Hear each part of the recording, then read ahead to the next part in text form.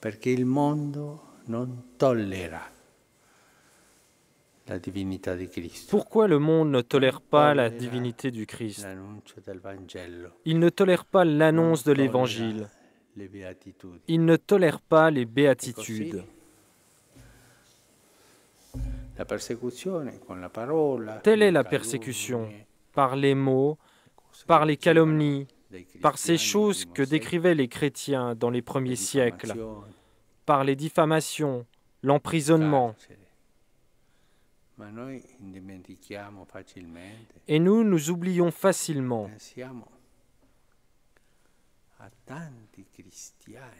Pensons à tous ces chrétiens.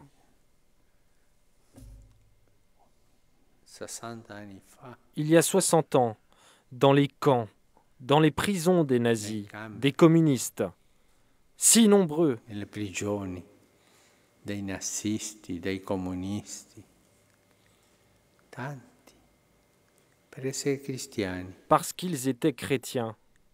anche oggi. Même aujourd'hui. Ma oggi siamo un po'. Mais aujourd'hui, ce n'est plus la même culture et ces choses n'existent plus. Elles existent.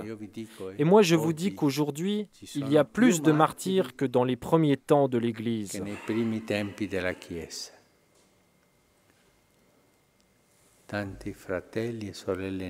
Tellement de nos frères et de nos sœurs qui rendent témoignage de Jésus, qui offrent leur témoignage de Jésus, et sont persécutés. Mais ne puis-je pas avoir une Bible? Ils sont condamnés parce qu'ils ont une Bible. Ils ne peuvent porter le signe de la croix.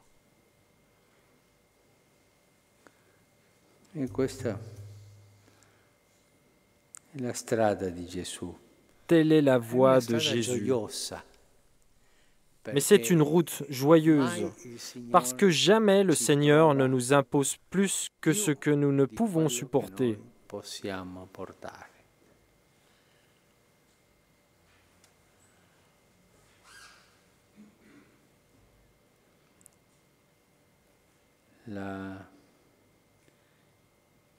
La vita cristiana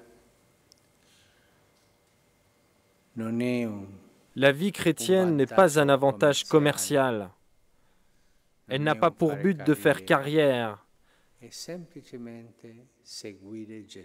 C'est simplement suivre Jésus.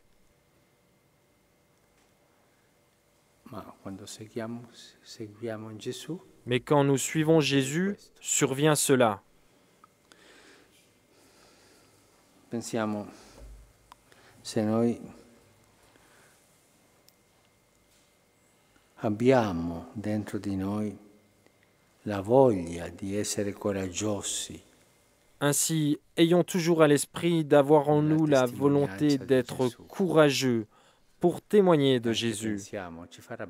Et de même, pensons, ce qui nous fera du bien, à tous ces frères et sœurs qui aujourd'hui, ne peuvent pas prier ensemble parce qu'ils sont persécutés.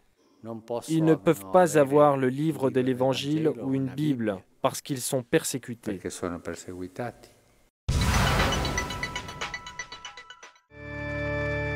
Dans le temps de Carême, l'Église nous invite à changer de route dans notre vie en devenant plus conscients de l'œuvre rédemptrice du Christ et en vivant avec plus d'engagement le baptême. Ainsi s'est exprimé le pape François dans la catéchèse de l'audience générale consacrée à la signification du Carême, qui commence ce mercredi.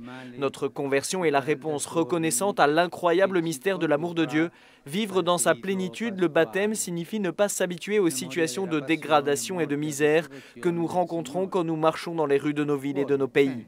Nous nous habituons à la violence, à nos frères et sœurs qui dorment dans la rue, qui n'ont pas de toit pour se mettre à l'abri. Nous nous habituons aux réfugiés qui ne sont pas accueillis comme ils le devraient. Nous nous habituons à vivre dans une société qui prétend mettre Dieu de côté, une société dans laquelle les parents n'enseignent plus aux enfants à prier ni à faire leur signe de croix.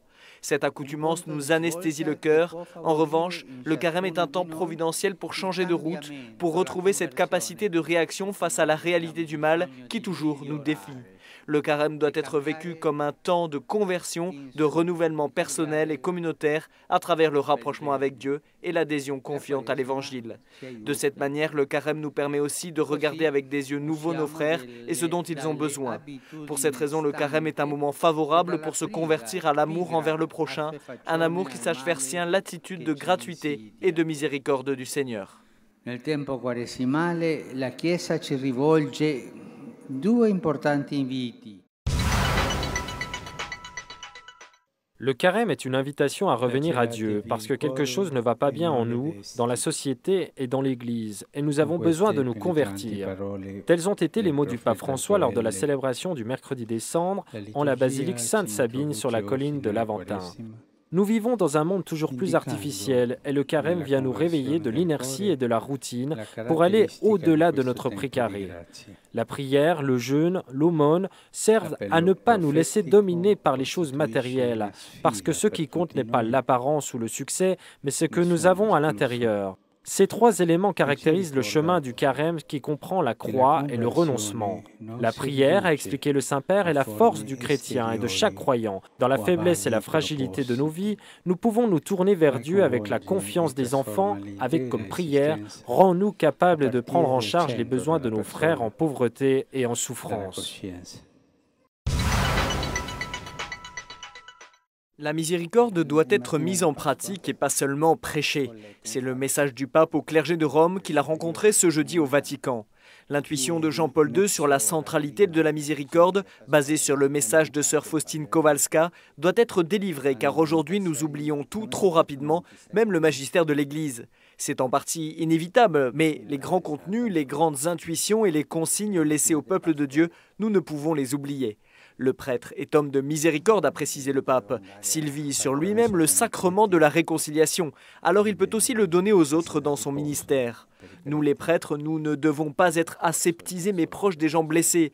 Vous, chers confrères, a demandé le pape François, connaissez-vous les blessures de vos paroissiens? Êtes-vous proche d'eux? Enfin, la vraie miséricorde n'est ni rigide ni laxiste. La vraie miséricorde se fait soutien de la personne, l'écoute attentivement, s'approche de sa situation particulière avec respect et dans la vérité et l'accompagne sur le chemin de la réconciliation. Le prêtre véritablement miséricordieux se comporte comme le bon samaritain et souffre pour et avec les personnes comme un père et une mère souffrent pour leurs enfants. Les divisions entre les chrétiens sont un obstacle à l'évangélisation. Ainsi l'a répété le pape François alors qu'il recevait le sommet du Conseil œcuménique des Églises. Le pape a fait l'éloge du chemin œcuménique parcouru et a souligné que la route vers la communion pleine et visible était aujourd'hui encore un chemin ardu et en pente. Le Saint-Esprit nous invite à ne pas avoir peur, à avancer avec confiance, à ne pas se contenter des progrès dont nous avons également fait l'expérience ces dernières décennies. Dans ce chemin, c'est seulement dans un esprit de prière humble et persévérante que l'on pourra offrir notre service à la famille humaine dans toutes ses faiblesses et ses nécessités, tant spirituelles que matérielles. Jésus repousse les tentations que sont les fausses espérances de bien-être économique, de solutions miraculeuses et spectaculaires, les voies raccourcies vers le pouvoir et la domination. Commentant l'évangile du premier dimanche de Carême, le pape François a déclaré aux fidèles sur la place Saint-Pierre que Jésus, par le rejet des tentations dans le désert, réaffirme sa ferme volonté à suivre le chemin établi par le Père, sans aucun compromis avec le péché et avec la logique du monde. Les paroles de Jésus trouveront ensuite une réponse dans ses actes avec l'absolue fidélité au plan de Dieu pour sauver l'humanité. Et le carême, a insisté le pape, est l'occasion juste pour accomplir un chemin de conversion. Saluant ensuite les fidèles après l'Angélus, le pape a rappelé qu'à partir de ce dimanche après-midi commencent les exercices spirituels avec la curie romaine. Hier après-midi, le pape s'est rendu à Ariccia, aux alentours de Rome, pour suivre avec la curie romaine les exercices spirituels prêchés par le père Angelo de Donatis, curé de Saint-Marc évangéliste au Capitole. Le pape François est arrivé à la résidence des Paolini, Casa Divino Maestro, peu avant 17h en quart, accompagné d'environ 80 personnes. Ces exercices spirituels qui ont pour thème la purification du cœur ont commencé hier soir de 18h jusqu'au vêpres, suivis d'une méditation et d'une adoration eucharistique. Le planning de la journée prévoit une concélébration eucharistique à 7h30, une méditation à 9h30 et à 16h30, les vêpres et l'adoration eucharistique à 18h. Ces exercices spirituels se concluront vendredi 14 mars dans la matinée. À 10h30, ils partiront d'Ariccia pour rentrer au Vatican. Durant cette semaine d'exercice spirituel, toutes les audiences sont suspendues, même l'audience générale de mercredi prochain.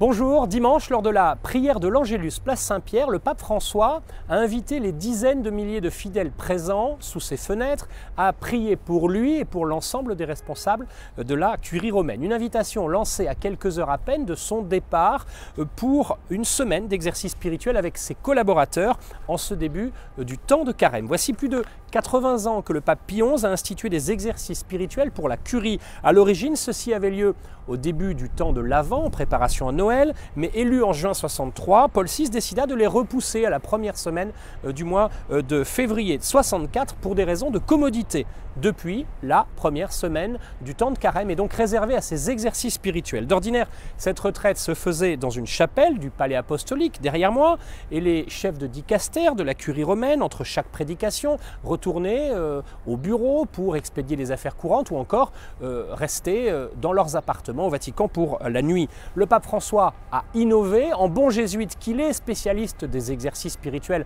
de Saint Ignace de Loyola. Il a donc invité tous les responsables de la curie à quitter Rome, à quitter les bureaux, les appartements pour un véritable temps de retraite spirituelle. Dimanche, en milieu d'après-midi, le pape François est monté à bord d'un bus avec quelques 80 membres de la curie en direction des collines qui sont situées au sud-est de Rome, sur le lac d'Albano, tout près de la résidence pontificale de Castel Gandolfo. Papes, cardinaux et évêques passent donc 5 jours dans le village d'Aricia, le tout petit village d'Aricia, dans une maison religieuse de la Société Saint-Paul, isolée au milieu des bois. Au rythme de 2 prédications quotidiennes d'un prêtre romain, bien connu pour ses capacités d'accompagnement spirituel, au rythme des offices quotidiens, d'un temps d'adoration et d'une vie loin des bureaux de la curie romaine, préfet, président, secrétaire de dicaster, responsable de la secrétairie d'État aussi, entre donc de manière tout à fait inédite dans le temps de préparation à Pâques. Et c'est loin des projecteurs aussi que jeudi prochain, le pape François va fêter le premier anniversaire de son pontificat.